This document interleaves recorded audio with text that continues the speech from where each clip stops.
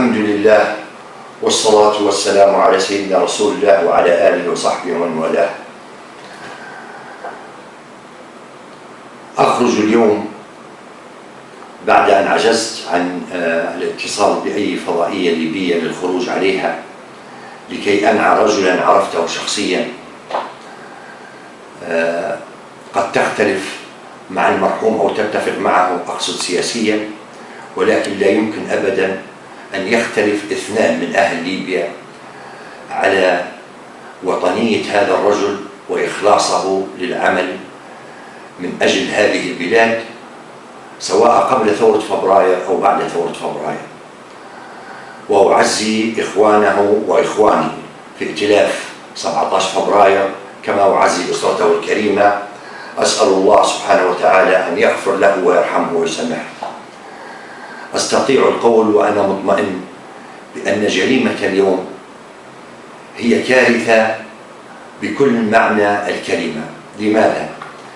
لأن لأول مرة بعد ثورة فبراير يقتل رجل من أجل أنه يبدي رأيا يخالف رأي الذين قرروا قتله.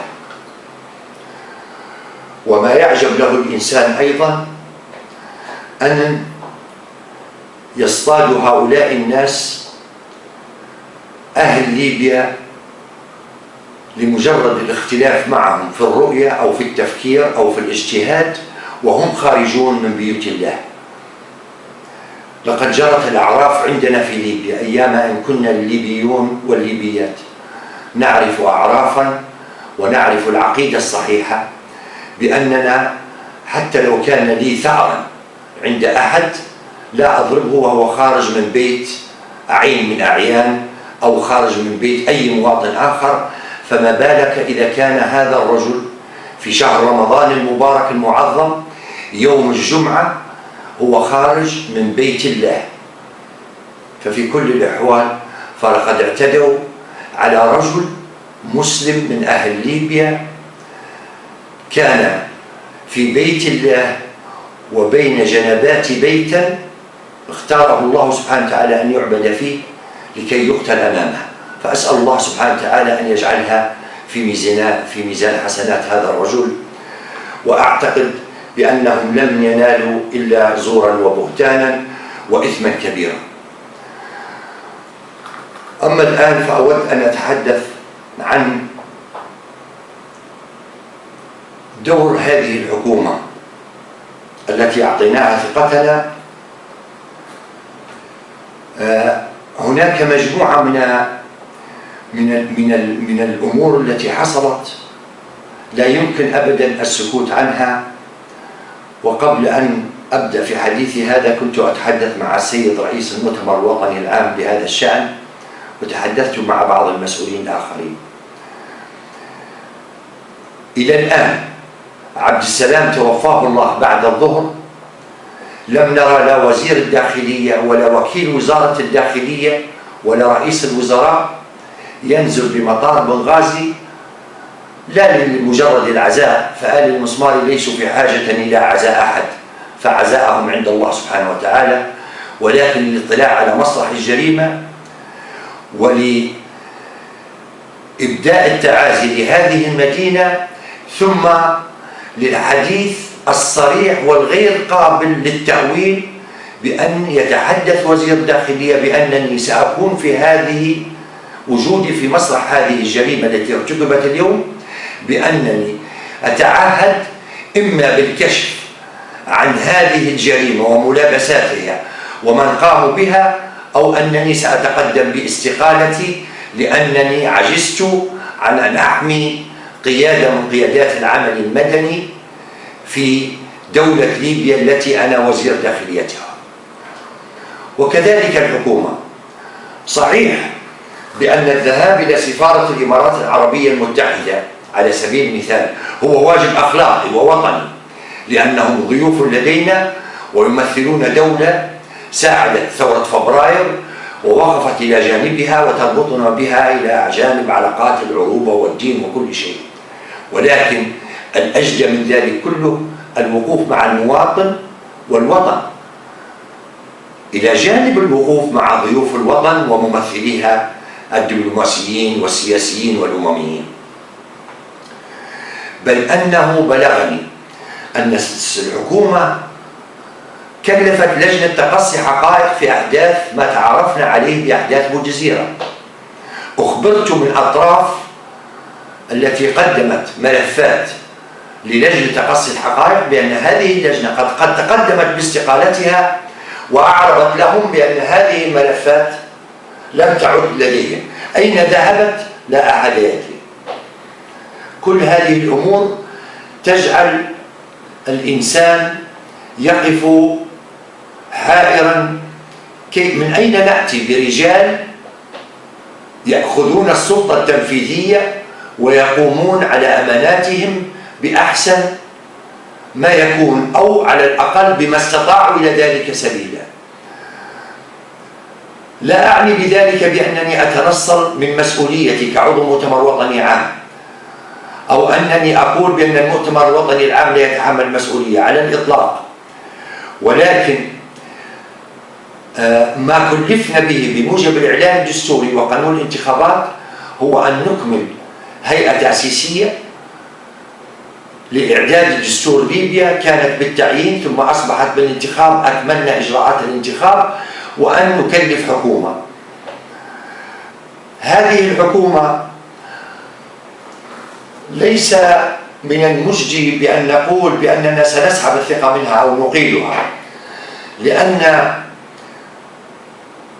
وليس تعصبا مني أو تمسكا مني بها، ولكن يبقى السؤال الأجدى لنا كأهل ليبيا جميعا والذي يجب أن نتدارس فيه هو: إذا أقيلت الحكومة يوم الأحد القادم من سنكلف بهذه الحكومة وبمن نأتي؟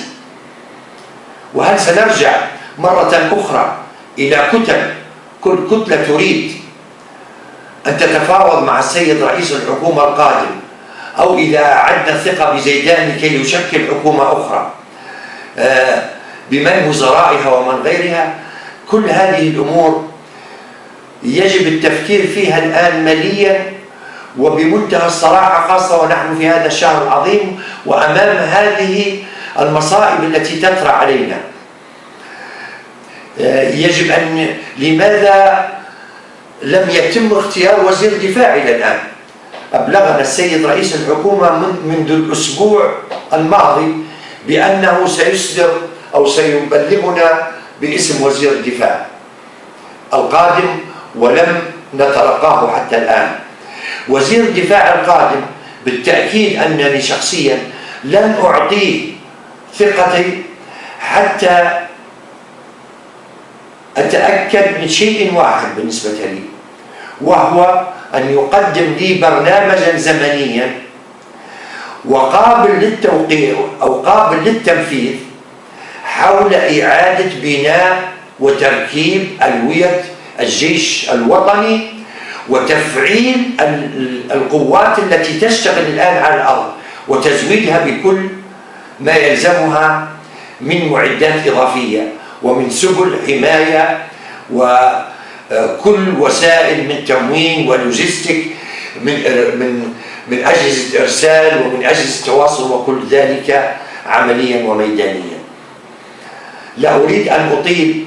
أعرف بأن الكثيرون، بل إنني تلقيت للأسف أنه من يقول لي العب بالك، وقد رددت عليهم بمنتهى سعة الصدر بأن الأعمار بيد الله ولا تدري نفس أجلها، ولكن أنا لا أحمل على أي أحد سواء غاضبا من أقوالي أو من أفعالي أو راضيا عنها. أنا أعمل ما أستطيع ولا أنفي عن نفسي التقصير، ولكن أعمل بكل جهدي. أنا ضمن مجموعة ولا أستطيع فرض آرائي أو رؤياي أو رؤية حتى الرؤى التي قد أقتنع بها ممن يخاطبونني سواء من أهل المدينة أو من أهل ليبيا، ولكنني أحاول إقناع الآخرين بها، فإن اقتنعوا بها ترى طريقها إلى النور كقرار أو كقانون في المؤتمر الوطني. مرة أخرى أنعى إلى نفسي وإلى بنغازي وإلى ليبيا قاطبة.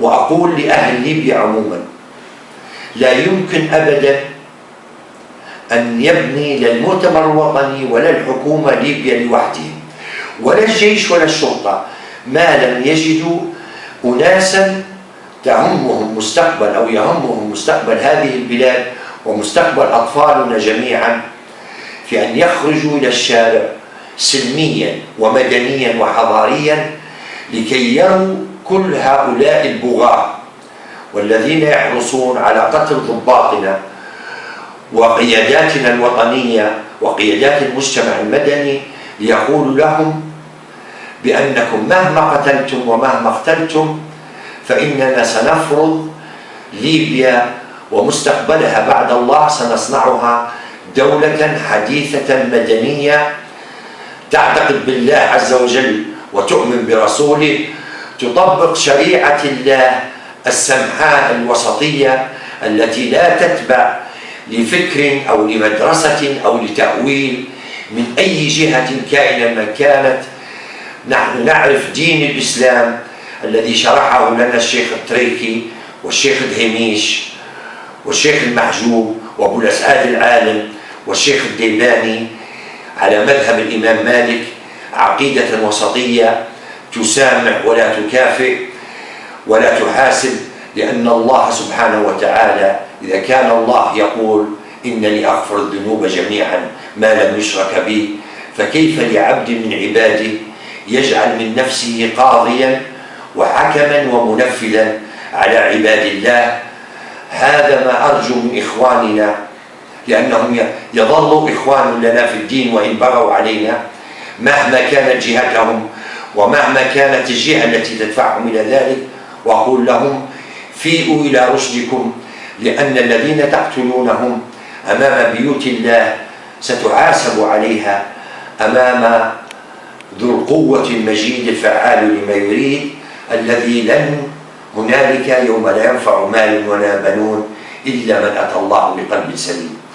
غفر الله لي ولمن فقدنا كلهم من أحبابنا عسكريين ومدنيين، ونعزي أنفسنا وأهالينا وأهل ليبيا، وبإذن الله ستشرق الشمس على ليبيا الدولة المدنية الحديثة التي تعترف بالوطن والمواطنة، سواء أبى من أبى وشاء من شاء، لأنه سنة الله ولن تجد لسنة الله تبديلا ولن تجد لسنة الله تحويلا، ولن تضيع دماء ودموع الآباء والأمهات والثكلى والأرامل والأيتام، ولن تضيع تلك الأطراف التي قطعت والعيون التي فقعت من أجل أن لا ترزخ ليبيا تحت حاكم مستبد ظالم.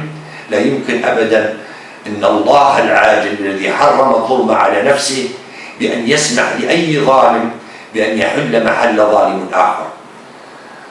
وأخيرا لا أقول لكم إلا لا تيأسوا ولا تقنطوا، لأننا لن نكون إن شاء الله من القانطين، وستبنى ليبيا بأنفاسنا وجهودنا حتى وإن اختلفنا جميعا، وسيرى أطفالنا وأبناؤنا ليبيا المستقرة الكريمة العادلة التي تعطي لأبنائها وتأخذ من أبنائها.